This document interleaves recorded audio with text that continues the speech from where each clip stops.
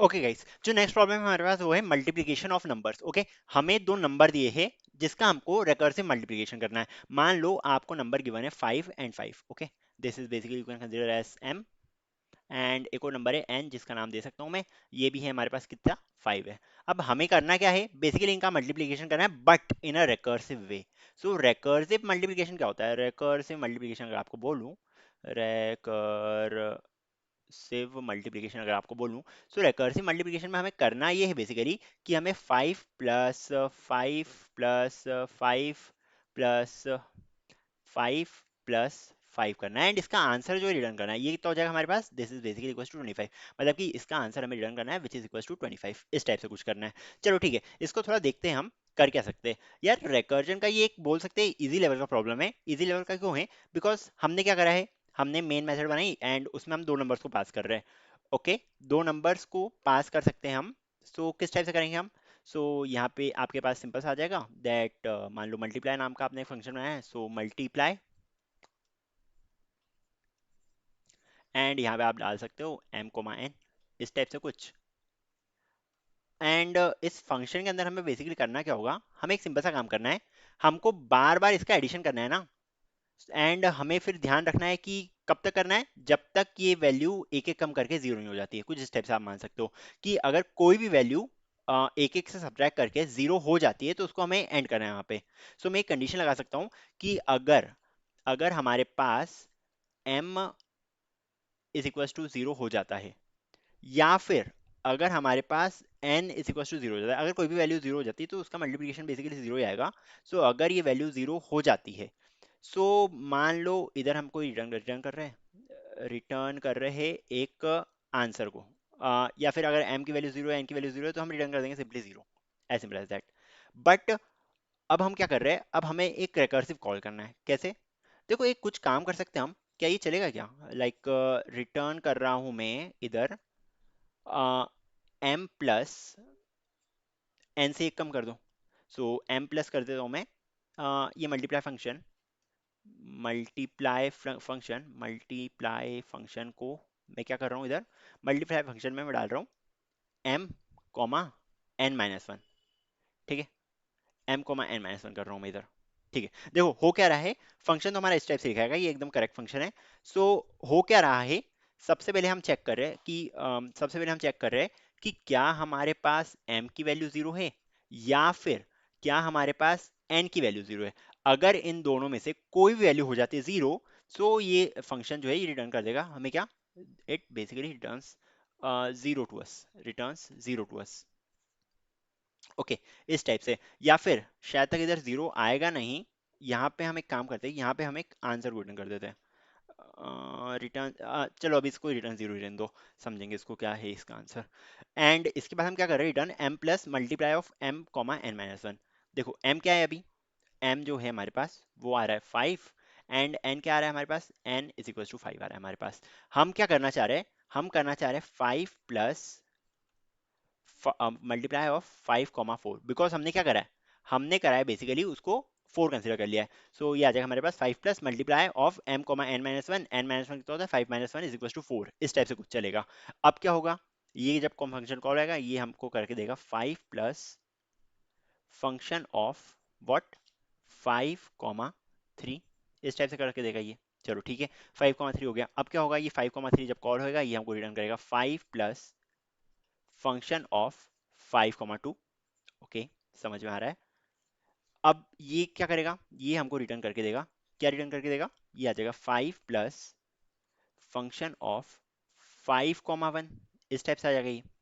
Okay, ये क्या return करके देगा, ये हमको रिटर्न करके देगा basically 5 plus function of 5,0। And हमने बेस केस क्या रखा है कि अगर m या n दोनों में से कुछ भी जीरो हो जाता है तो हमको रिटर्न करना है जीरो इसमें, मतलब कि ये रिटर्न कर देगा हमको जीरो।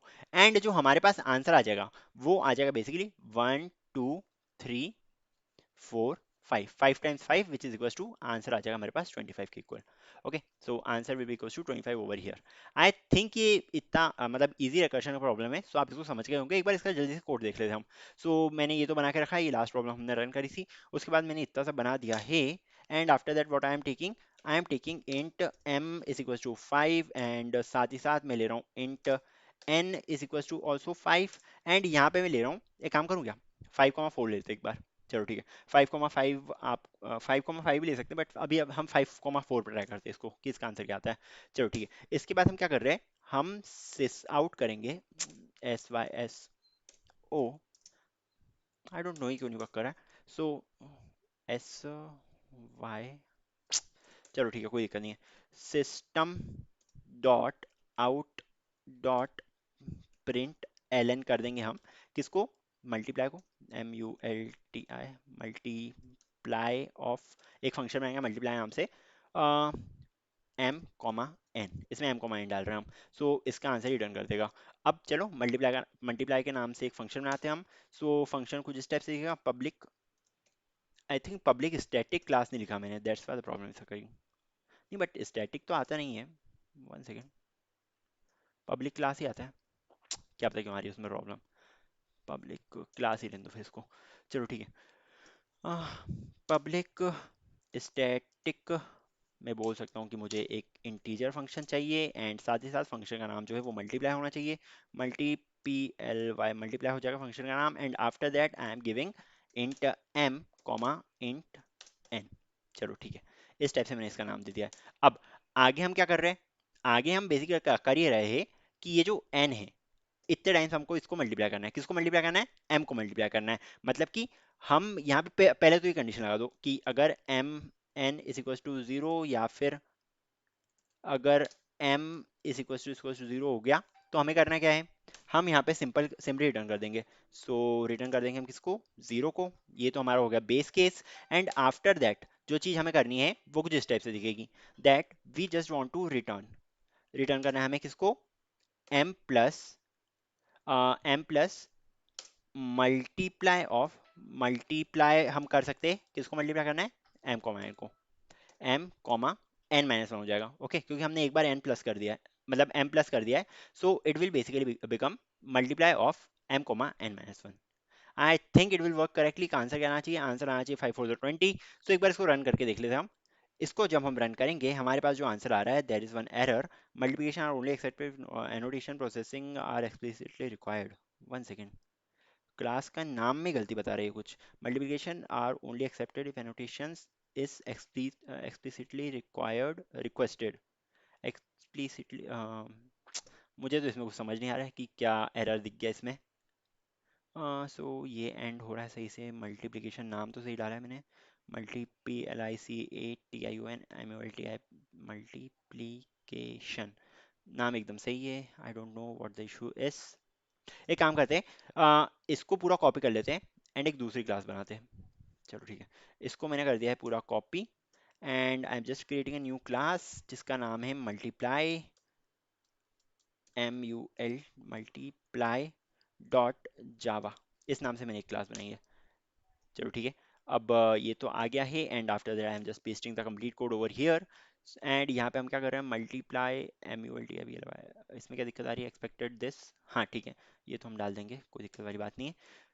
चलो ठीक है, इसको रन करके देखिए एक बार। सो अब अगर मैं इसको रन करता हूँ, so I am getting the answer as 20 which is the correct answer. I don't know उस फाइल में क्या दिक्कत आ रही थी, बट हम मैंने जब कॉपी पेस्ट कर दिया तो आंसर हमारे पास सही आ रहा है, विच इज इक्वल्स टू 20।